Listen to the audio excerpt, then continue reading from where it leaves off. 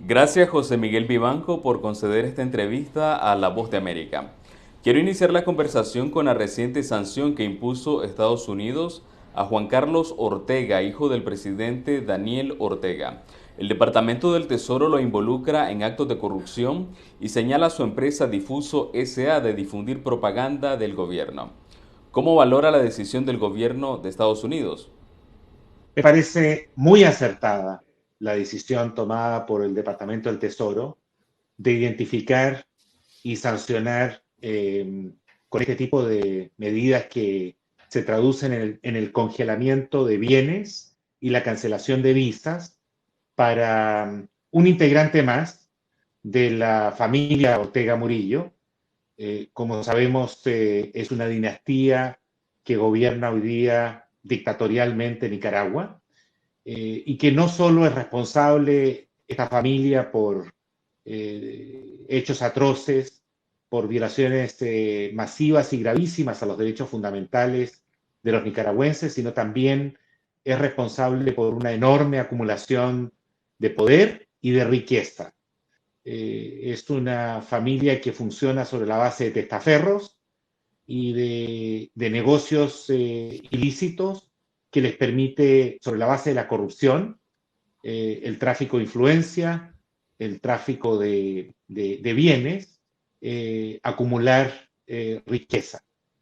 Creo que este es precisamente el lenguaje que entiende o que debería entender la parejita gobernante del señor Ortega y la señora Murillo.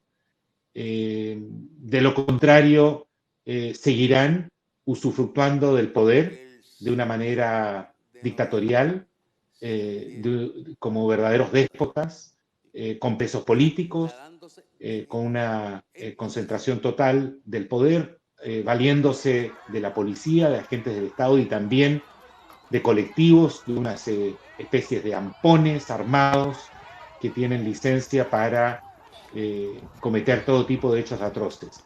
Es importante que los Estados Unidos hagan valer esta presión, al igual que Europa, con el propósito de sancionar a este régimen, tratarlo como una dictadura o un régimen paria que está aislado del resto del mundo, y al mismo tiempo tratarlo con el lenguaje que entienden los delincuentes, los zampones.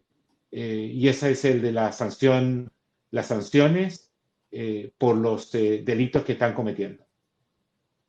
En una ocasión, Juan Carlos Ortega advirtió a la oposición que la libertad no se conquista con flores, sino a balazos. El mensaje lo dio en el marco de las protestas contra el gobierno. Por esa razón, la oposición la interpretó como una amenaza. ¿Qué opinión tiene al respecto? Mire, en mi opinión, esta no es una amenaza, esto es un reflejo de lo que ha sido hasta ahora el récord de Ortega y Murillo. Sobre sus hombros está la responsabilidad del asesinato a sangre fría, la ejecución de más de 320 nicaragüenses a partir de abril del 2018. Esas protestas pacíficas, movilizaciones que se dieron por parte del pueblo de Nicaragua fue confrontado con sangre y fuego, con violencia, con delitos atroces cometidos por el régimen dictatorial. De tal modo que cuando el hijo de la pareja gobernante amenaza a la oposición, a la sociedad civil, a todos aquellos que critican a la dictadura con, eh, con represalias y con violencia, creo que hay que tomarlo muy en serio porque esa ha sido hasta ahora la práctica y lo que refleja el récord por el cual esta familia tarde o temprano tendrá que rendir cuentas en Nicaragua o fuera de Nicaragua. José Miguel, recientemente el jefe del ejército, Julio César Avilés, calificó como injerencista las sanciones que le impuso Estados Unidos por considerar que las Fuerzas Armadas nicaragüenses armaron a los grupos paramilitares. ¿Cómo se interpreta la reacción de Avilés? Las declaraciones del general Avilés demuestran lo que le ha dolido las sanciones de los Estados Unidos. Y eso es un buen dato, porque, insisto, la comunidad internacional tiene un menú de opciones, múltiples opciones, para ejercer presión sobre civiles militares involucrados en abusos. En el caso del general Avilés, si bien es cierto, las atrocidades fueron cometidas por la policía y por estos zampones parapoliciales que actúan con licencia para matar, para cometer hechos atroces y que actúan además en coordinación y con la protección de la policía de Nicaragua, el récord muestra que el ejército no movió un dedo para impedir que esto ocurriera. De tal modo que el general Avilés sabe perfectamente lo que sucedió en Nicaragua, lo que sigue sucediendo en Nicaragua, y sin embargo, el récord indiscutible, incuestionable, esto está fuera de discusión, demuestra que no hicieron el más mínimo esfuerzo por proteger a los nicaragüenses de las barbaridades cometidas por estos civiles, estos zampones, estos delincuentes armados aparentemente por la policía, y que también son igualmente responsables de hechos atroces.